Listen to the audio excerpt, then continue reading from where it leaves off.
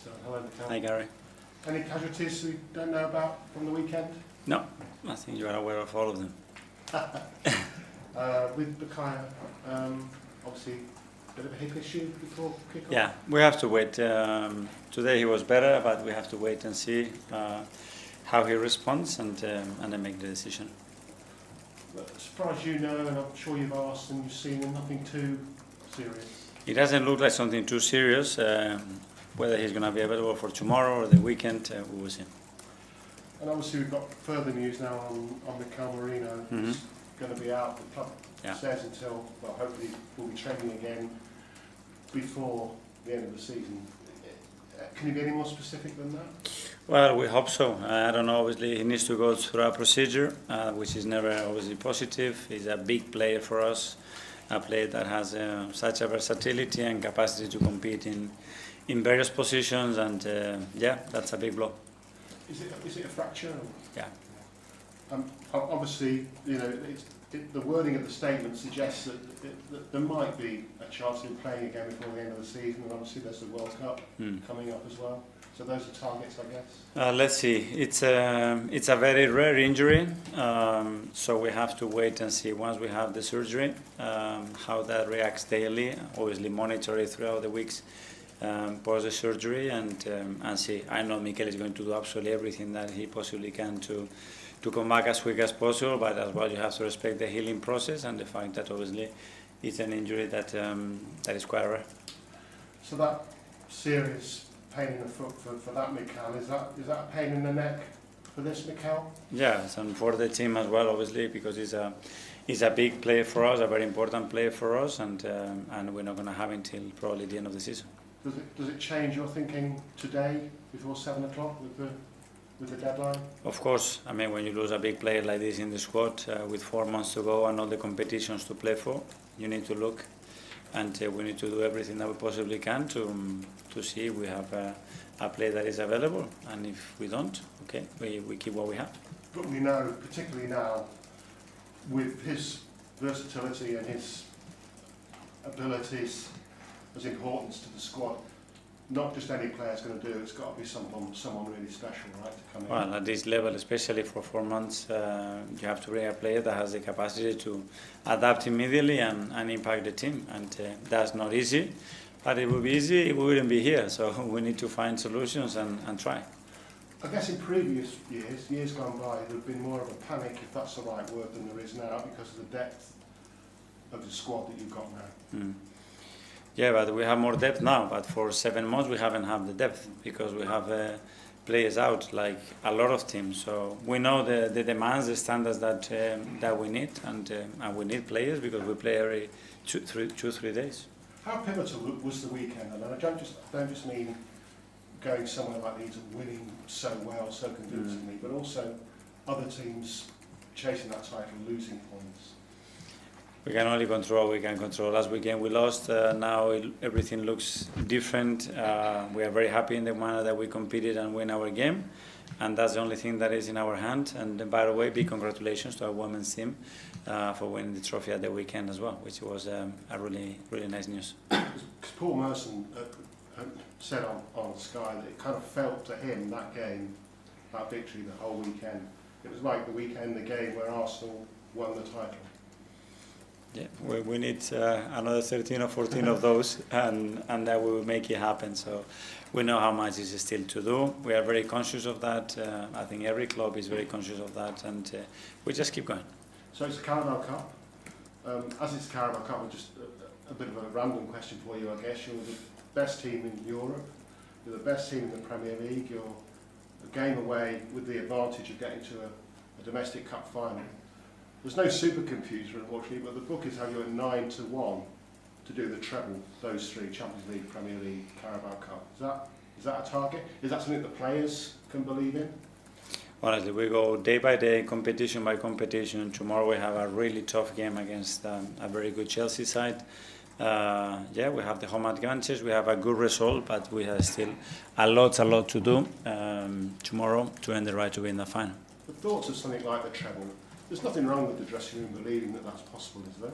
There's no point talking about it. What we can talk and control is what we do daily to sustain the level that we had or to improve it, ideally. Ian, talk sport. Hi Mikel, how are you? Hi, Ian. Can you talk us through what today is like for you? Because I think sometimes it's a bit like Championship manager, where you get up in the morning and you think, right, Mikel Moreno's out for the rest of the season, I need a midfielder, and then you just go and search someone there, and it's not like that, is it? No, it's not. Well, we had the news a few days ago, and obviously we are always active in every window that we have, just in case something happens. We have the departure of Ethan as well to Marseille for the right reasons, I believe, for the club, player, and the team. And then the news of Mikel were very unexpected, obviously, especially for such a long time. So we are actively looking at options. We will continue to do that. So my day will be the same as usual. I'll be busier.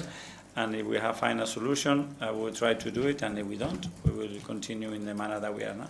Because things are going so well on all fronts, is there the temptation not to replace Mikel? Because obviously you don't want to disrupt the harmony you have within your squad right now. Well, we do something is just to improve what we have and to be better, certainly not with that purpose. So we will have the consideration in relation to the opportunity that we have, whether we do it or not.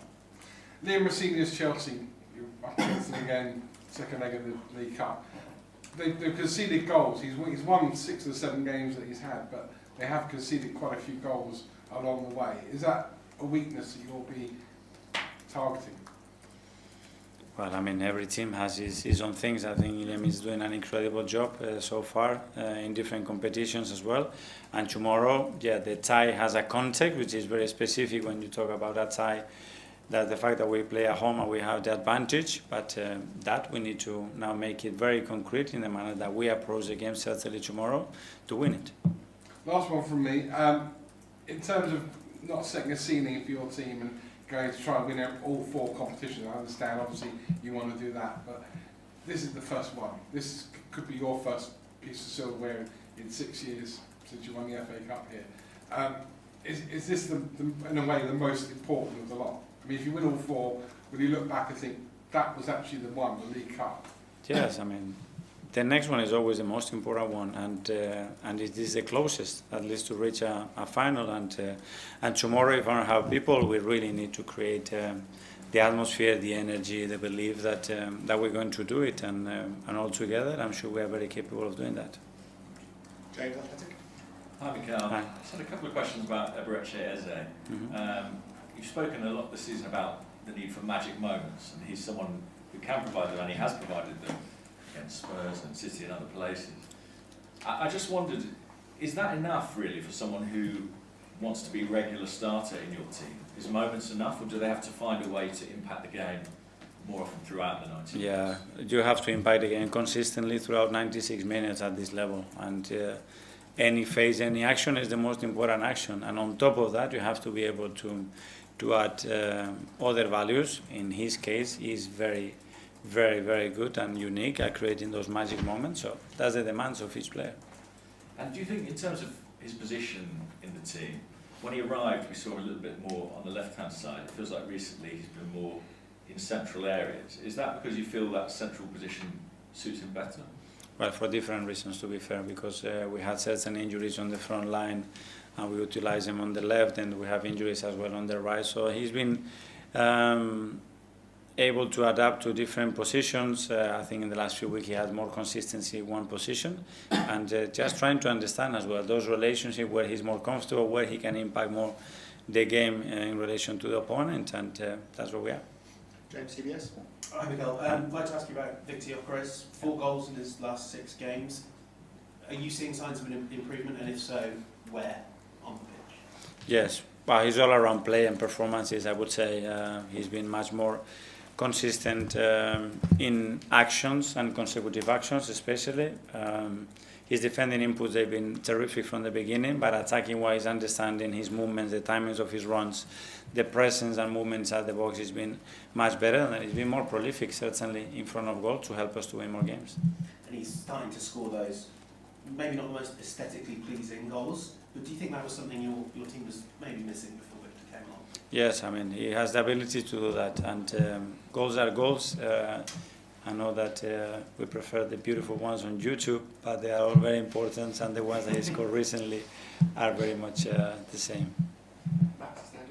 Mikel, Hi. you've obviously got quite a lot of options in defence and at fullback. With Mikel now facing a long spell out, is Miles someone you might now view sort of primarily more in midfield than at left back?